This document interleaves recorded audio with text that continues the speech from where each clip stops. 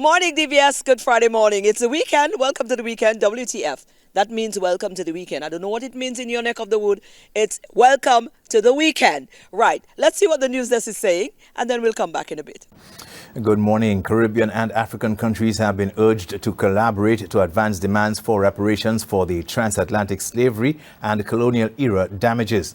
The call came from CARICOM Secretary General Carla Barnett and Ghana's President Nana Akufo-Addo in their respective addresses to the 4-day Accra Reparations Conference taking place in Ghana. CARICOM heads of government proposed to seek an advisory opinion from the International Court of Justice through the United Nations General Assembly. We invite the African Union to join us in this campaign. We are also working to have reparations included on the agenda of key meetings of intergovernmental bodies. We hope that we can establish appropriate mechanisms to facilitate cooperation on reparations between CARICOM and Africa, including the proposed joint CARICOM African Union Committee of Legal Experts. The theme for the conference, which opened on Tuesday, November 14th, is Building a United Front to Advance the Cause of Justice and the Payment of Reparations to Africans. These are your top stories. Thanks for watching. Good morning. All right. Thank you, News Desk. Let's take a break now, and we come right back.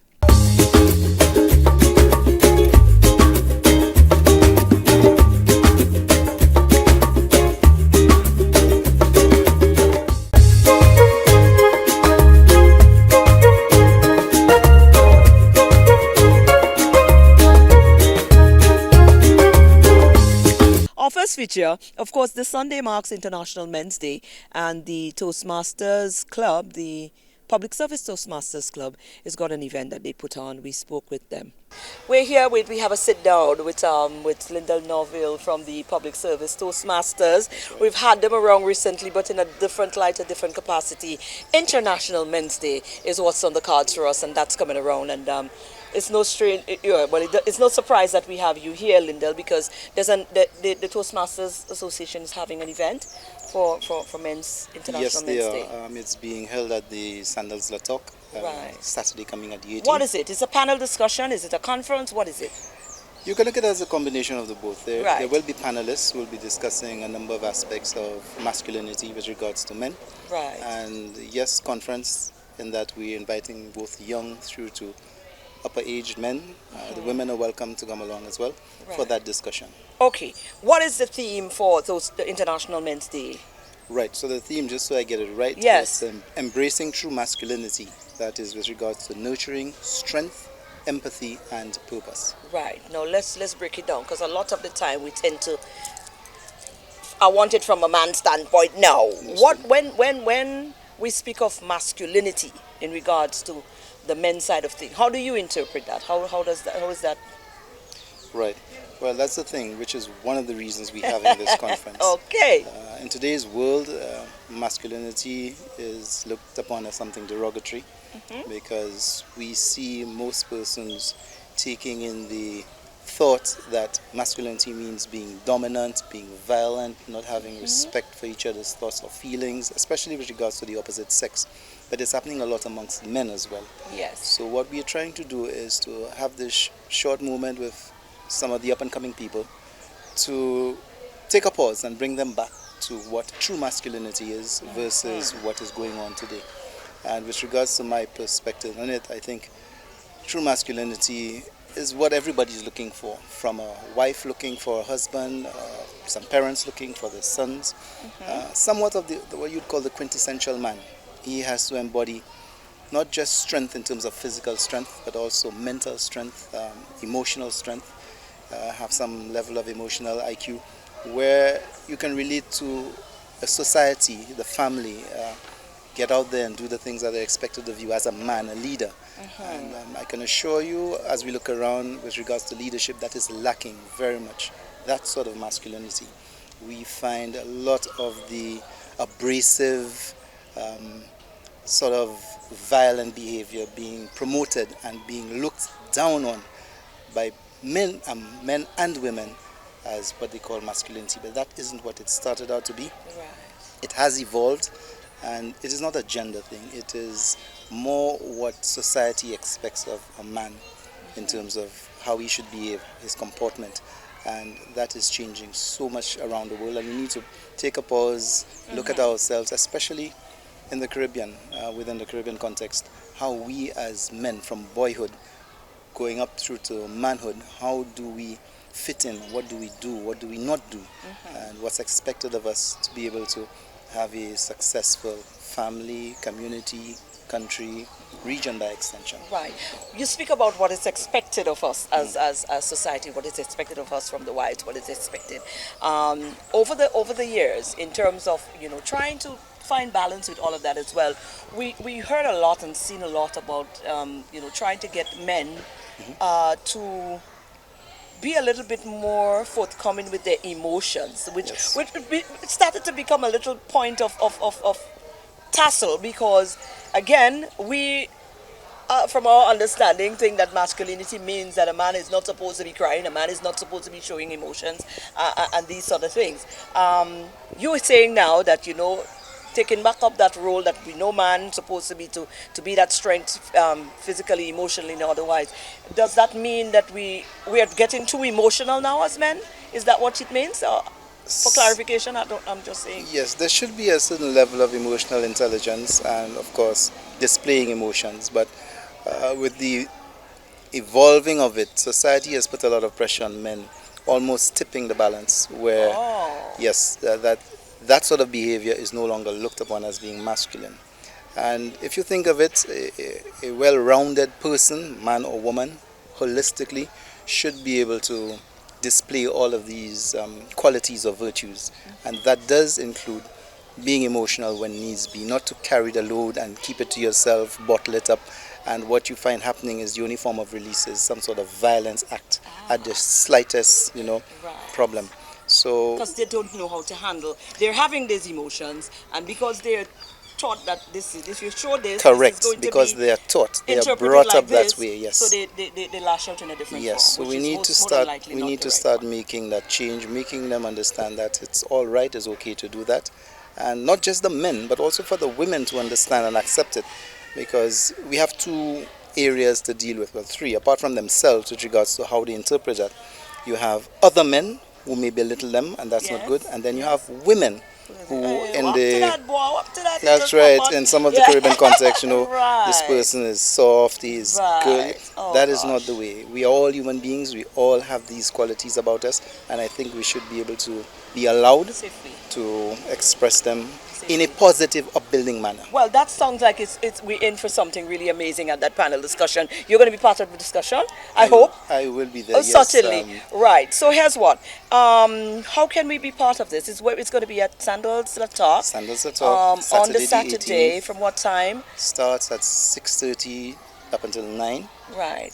There are tickets available. Let me just get my locations correct. What's the price of the tickets? I think the price of the tickets is $150, right. And the sales are Steve's Barber Shop, Windward and Learad Brewery, Coco Kokambi, Chocolate Teggy, and KFC. Teggy and KFC. So that's and of course members of the Toastmasters. Members of the Toastmasters, yes, as well. Wonderful. What do you want to leave with persons in terms of encouraging them why they should be part of this discussion?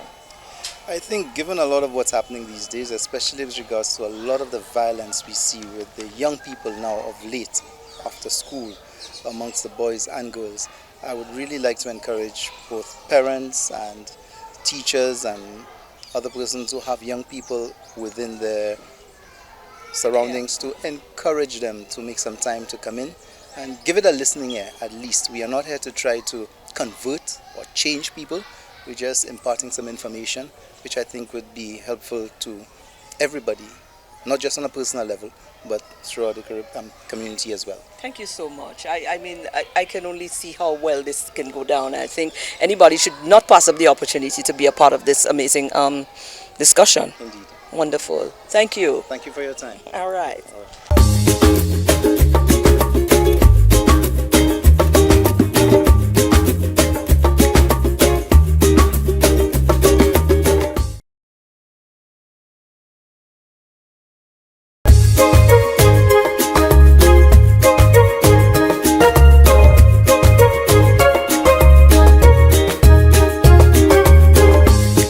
Right. Right, and our second feature, we caught up with Robert Rene again, our guy, and they're about to launch the National School Choir, I believe. Well, he's going to tell us what's going on, but a launch is taking place very soon. Now, it was not so long ago we were right here, actually. We were over by a nice, little, good-looking wall across there, speaking to this gentleman right here, Robert Rene. And we did promise we were going to be doing a few follow-ups because there were quite a number of things that we discussed off mic. Yes. That was quite interesting because you're not just a man taking part in competition. Yeah. You're an educator. We did touch on that, but you're also very much involved in the growth and the manifestation of the musical industry here on the island, especially throughout with the youths. So we're back here again because you have indicated to us that we're about to see the launch of something really amazing. Yes. What's going on, Robert? Let's talk about it. So I'm directing the National Combined School Choir, which I formed in 2021. And of course, we're still going very strong. We have performed quite a number of places. We have performed for the Prince. We've performed for the Cultural Development Foundation's activities, such as the Carol the Festival of Carol, Independence Day. We've done quite a number of performances. Right. But however, we've never particularly said, hey, this is who we are. This is our group. And had an official launching. So unofficially, you have been doing something. Yes, unofficially we've been all over the place. But we wanted to officially launch on November 29th at the Cultural Center. And so that's pretty much what's happening. We're basically presenting ourselves to the public, saying, hey, yes, we're here, we're existing. And of course, inviting individuals, organizations who want to come on board with what we're trying to do and trying to accomplish, to feel free to, again, come, see, so that they know we have over 40-something young people engaged in something positive. So we're trying to channel that positivity, bring it together, develop their talents, develop their self-confidence, develop their ability to work as a team, because choral music is all about teamwork. Absolutely. And so we are developing so many aspects of the young person. We really want the public to know that, this is happening. Not to mention, you could be holding a nice career path there as well. And that is true. A lot of people don't see music so much as a career, especially in the competition aspect. They sometimes look at calypso as it's seasonal. Yeah. So it's not something that I can take as a career. But the truth of the matter is there are a lot of musicians and singers that are making a living all over the world. They can do the cruise ships. Right now. Exactly. And well. Exactly. Yeah. So we really want them to see music as an alternative as well, and develop that passion in them. Because when I was in the National Youth Choir under the auspices of Mr. John Bailey, and in fact I should mention here that we are actually making this launching a tribute to John Bailey. Mr. John Bailey was the former director of the St. Lucia School of Music. He was the director of the National Youth Choir, director of Bel Canto, director of another choir called Justus. And his experience in choral music, in fact, he's retired now, but I can tell you he's still very much contributing to the life of choral music and choral music on this island. So we are dedicating this launching to him. Myself being a director, being a former member of the National Youth Choir, Mrs. Darlene Arnius Monrose was also a member of the National Youth Choir. She's one of our assistant directors. So the directors, we are saying, listen, this man has impacted our life, and we want to show our appreciation by one, continuing the work, and attributing this launching to him. We're going to go about talking about the future of what that means for the young people and the choir as a whole. But in terms of the young people and their response, have you been seeing a lot of young people gravitating towards? Very much.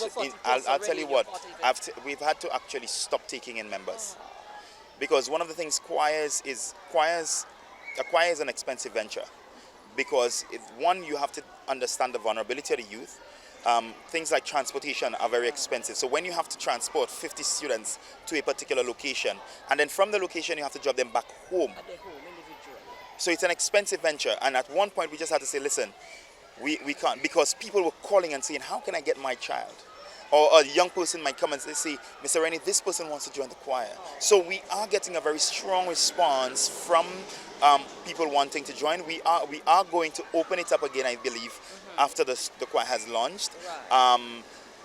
Because hopefully you might get some more support then. And it's more support then, and also when the students leave school, it creates other opportunities for others to join. So we're expecting that. That is wonderful. The 29th, so we're going to come back to the wrap-up of the information in a minute.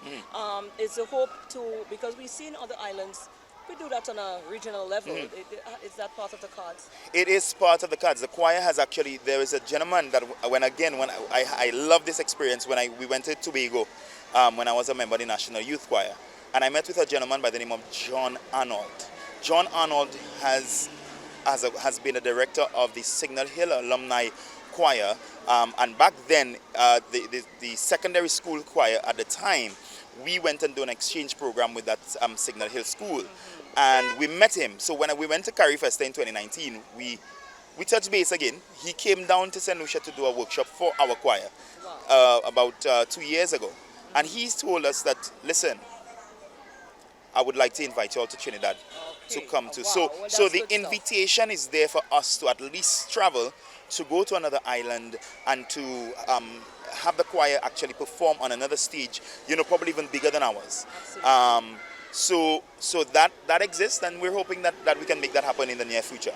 Wonderful. Yes. All right. So give us the rundown again. It's the 29th. The 29th. So it's two shows. One is happening. The main show is happening on the 29th at 7:30 at the National Cultural Center, and then there's a matinee for the secondary schools that's happening on the morning of the 30th.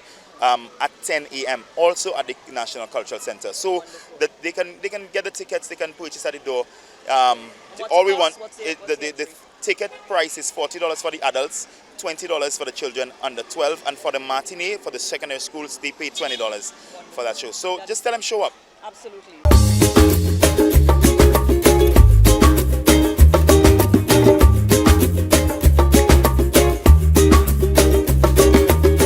It's time to rise, shine, and wine with SocaCize. Leading the wine, we have Serena, Vernell, and Shani.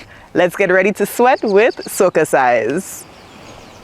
It's time to flaunt with a bacchanal warm-up. Let's begin. I know you love this one.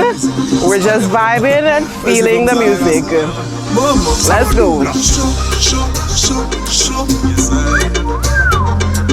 4, 3, arms crossing, and fan. Fan. Again. Touch and over the head. Roll the hip. Roll. Switch sides.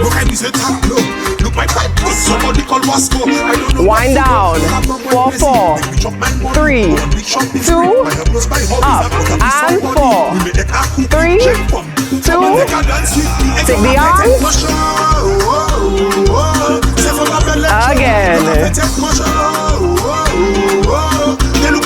Cross and take it over. Side, roll it. My girl, you look very nice. Switch. Stick on you like some Chinese rice. Let me see. We're winding down and take it up. Let's go.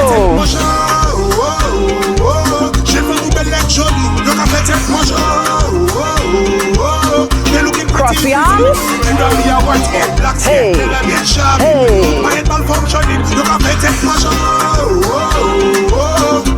Left side, hip, roll it. Right side. Let's wind down. And up. Let's work those arms. Woo. Fan it.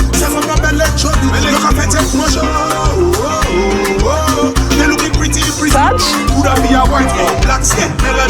Hey.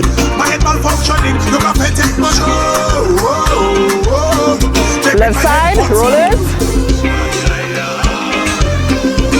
Next side, and hip, roll it.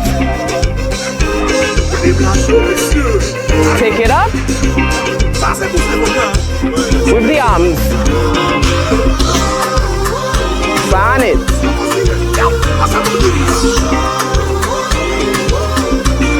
Touch.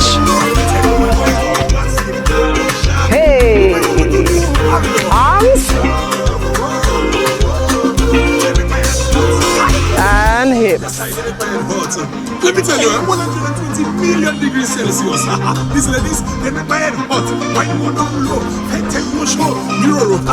Vice production, big up yourself. WhatsApp, MR, Alpha, Murals. 4, 3, 2, 1. Samadula. That was this morning's session. We hope you are feeling sexy, sultry, and strong. Thank you for choosing to flaunt with SocaCize on This Morning on DBS. And that is our show for today. Enjoy your weekend. Join us again on Monday right here for another DBS This Morning.